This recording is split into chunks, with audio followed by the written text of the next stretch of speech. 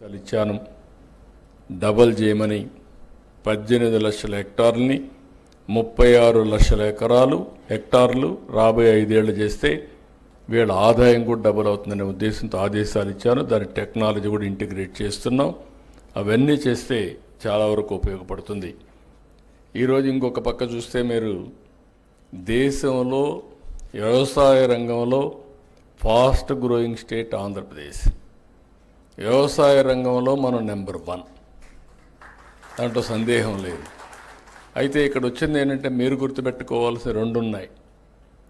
వ్యవసాయ రంగం ఒకప్పుడు ఆంధ్రప్రదేశ్ కూడా వ్యవసాయ రంగమే ఆధారం, అన్నపూర్ణగా పేరుగాంచింది.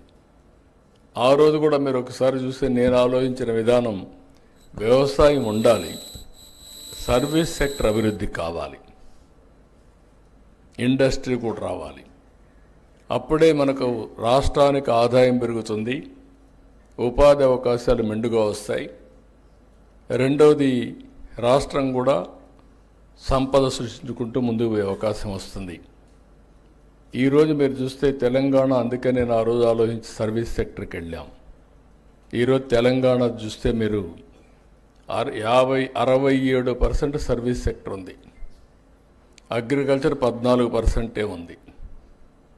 ఇంకొక పక్కన ఇండస్ట్రీ 21% మిగిలింది ఉంది.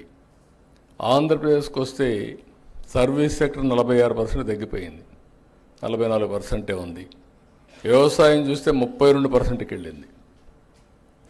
ఇంకొక పక్కన వ్యవసాయ రంగం బాగా ఉంటే అందరికి ఆదాయం వస్తుంది, అయితే రాష్ట్రానికి ఆదాయం ఎక్కువ రాదు. అది కూడా గుర్తుపెట్టుకోవాలా. తెలంగాణలో హైదరాబాద్ వల్ల 75% గవర్నమెంట్ ఆదాయం హైదరాబాద్ నుంచే వస్తుంది, సర్వీస్ సెక్టర్ నుంచి వస్తుంది. జిఎస్టిపిలో రాష్ట్రంలో ఏ రాష్ట్రాలు మీరు చూస్తే వ్యవసాయ రాష్ట్రం మంది అయితే 6.3% ఆదాయం వస్తుంది. తెలంగాణ 9.3% జిఎస్టిపిలో ఆదాయం రాష్ట్రానికి వస్తుంది. ఎక్కువ డబ్బులు వస్తే ఎక్కువ పనులు చేయగలుగుతాం, తక్కువ డబ్బులు వస్తే చేయలేం. కానీ ఇక్కడ నా సంతోషం ఏంటంటే కనీసం రాష్ట్రానికి ఆదాయం రాకపోయినా రైతులకు ఆదాయం వస్తే రైతులు బాగుపడతారనే ఉద్దేశంతో ఈరోజు వినూత్నంగా ఆలోచిస్తున్నాం. మీరందరూ గుర్తుపెట్టుకోవాలి, ఫుడ్ హ్యాబిట్స్ మారాయి. ఒకప్పుడు అందరూ రైస్ తినేవాళ్ళు, కొన్ని ప్రాంతాల్లో రాగి తినేవాళ్ళు, కొన్ని ప్రాంతాల్లో జొన్నలు తినేవాళ్ళు. కానీ ఫస్ట్ టైం మన నాయకుడు ఎన్టీ రామారావు గారు వచ్చిన తర్వాత అందరికీ రైస్ ఇవ్వడం మొదలుపెట్టారు. 2 రూపాయల కేజీ బియ్యం వచ్చింది. కరువు ప్రాంతాల్లో అప్పుడప్పుడే రైస్ తినడం ప్రారంభించారు.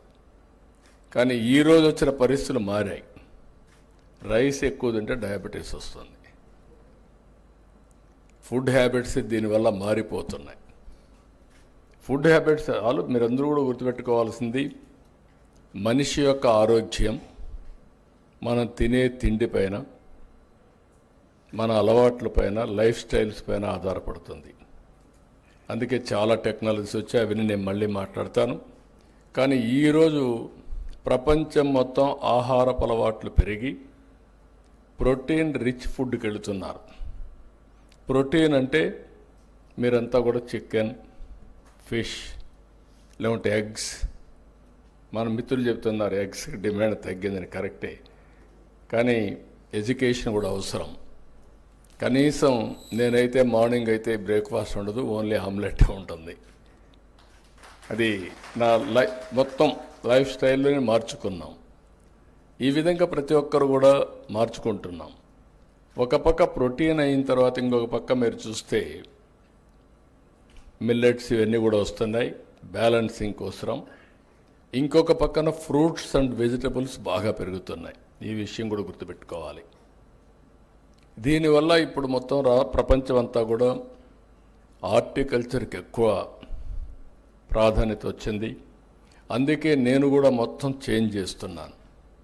హార్టికల్చర్కి ఎక్కువ ప్రాధాన్యత ఇచ్చి ఈరోజు మీరు చూస్తే నేను లాంగ్ బ్యాక్ ఆనాటి ప్రధానమంత్రి గారిని కన్విన్స్ చేసి వాజ్పేయి గారిని మైక్రో ఇరిగేషన్ ఎట్టుండాలో నేను ఒక రిపోర్ట్ ఇచ్చాను. ఆ రిపోర్టే ఇప్పటికి కూడా మైక్రో ఇరిగేషన్కి ఒక బైబిల్ మారిగా, ఒక భగవద్గీత మారిగా దాన్నే ఫాలో అవుతున్నారు. అందుకే నేను గర్వంగా చెప్పగలుగుతున్నా, ఈరోజు 5 సంవత్సరాలు ₹1 కూడా వీళ్ళు ఇవ్వలేదు. మళ్ళీ ఈ సంవత్సరం పికప్ చేశాం. దేశంలో మైక్రో ఇరిగేషన్కి నెంబర్ 1 రాష్ట్రం ఏదంటే దానికి చిరునామా ఆంధ్రప్రదేశ్. 16 లక్షల హెక్టార్లలో మైక్రో ఇరిగేషన్ పెట్టాం, ఆటోమేషన్ పెట్టాం. ఈరోజు మీరు మైక్రో ఇరిగేషన్ వచ్చినాక ఆటోమేషన్ వస్తే యాప్ ద్వారా ఎప్పుడు కావాలంటే అప్పుడు ఆన్ చేస్తారు, ఎంత టైం కావాలంత టైం నీళ్ళు ఇస్తారు, అవసరమైతే నీళ్లు కరెక్ట్గా వెళ్ళే చెక్ చేసుకునే టెక్నాలజీస్ వచ్చేస్తున్నాయి. టోటల్ మెకనైజేషన్తో ముందుకు పోయే పరిస్థితికి వచ్చాం. ఇక్కడికి వచ్చినప్పుడు మళ్ళీ నేను అందుకనే అగ్రికల్చర్లో, అలైడ్ ఇండస్ట్రీస్లో ఒక వినూత్నమైన ఆలోచనలు చేస్తున్నాం. ఇవి చేస్తూనే లాజికల్గా తీసుకుపోవడం కోసం మళ్ళీ ఫుడ్ ప్రాసెసింగ్ ఒక ప్రత్యేకమైన శ్రద్ధ పెట్టి ఒక సెక్రటరీని దానికి పెట్టాం. చిరంజీవులు ఇంతకుముందు హార్టికల్చర్ బాగా చేశాడు, ఆయన ఈరోజు ఇన్ఛార్జ్ పెట్టి దీన్ని కూడా ప్రాధాన్యత ఇచ్చామని చెప్పి కూడా నేను మీకు తెలియజేస్తున్నా. అయితే ఇక్కడికి మీరు వచ్చినప్పుడు నేను కొన్ని విషయాలు మీరు చూస్తే కొన్ని సమస్యలు కూడా ఇక్కడ నేను వచ్చినప్పుడు చూశాను. రాబోయేది టెక్నాలజీ యుగం. సమర్థత పెంచుకోవాలంటే అందరూ టెక్నాలజీతో ముందుకు పోవాల్సిన అవసరం ఉంది. ఈరోజు గవర్నమెంట్, నేను ఎప్పుడొచ్చిన టెక్నాలజీ గురించి మాట్లాడుతూ ఉంటాను. టెక్నాలజీ మాట్లాడకపోతే నా మీటింగ్ కూడా కంప్లీట్ కాదు. ఎందుకంటే మీలో అవేర్నెస్ రావాలి. దానికి నేను గర్వంగా చెప్పగలుగుతున్నా.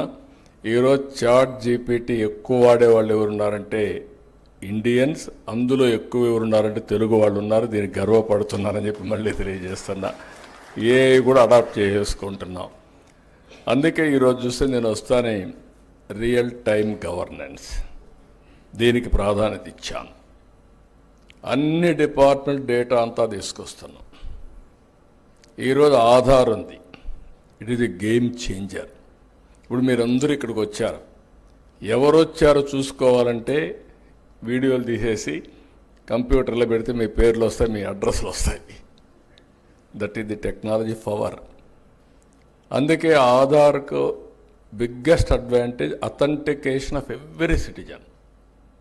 ఆంధ్రప్రదేశ్లో 5,20,00,000 మంది, 5,05,00,000 మంది దాకా ఉన్నారు.